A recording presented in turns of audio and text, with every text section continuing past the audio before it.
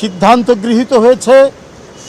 বাংলাদেশ জাতীয়তাবাদী দলের প্রার্থী হয়েছেন মির্জা ফখরুল ইসলাম আলমগীর এবং তিনি প্রার্থী হওয়ার সাথে সাথে বাংলাদেশ জাতীয়তাবাদী দলের মহাসচিব এবং জাতীয় স্থায়ী কমিটির সদস্য পদ থেকে পদত্যাগ করেছেন।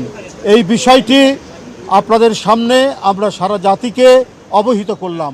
আপনাদের সকলকে ধন্যবাদ।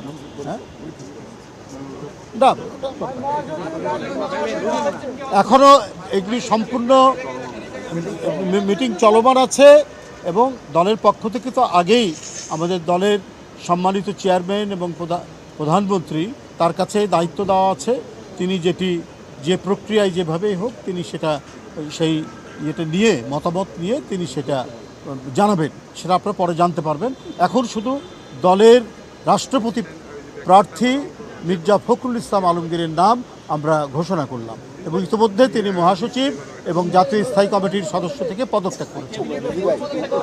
না আমরা ছিলাম, আমি বলি শোনেন, আমি বলি আপনার এখানে ছিলেন জাতীয় স্থায়ী কমিটির সদস্যবৃন্দ, চিফ হুইপ এবং সকল হুইপ এবং দলের সকল যুগ্ম মহাসচিববৃন্দ উপস্থিত ছিলেন, আর কেউ না।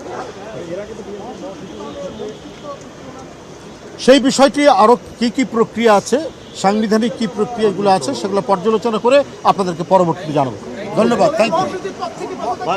হ্যাঁ করেছেন, বললাম তো, আমি 2 বার বলেছি।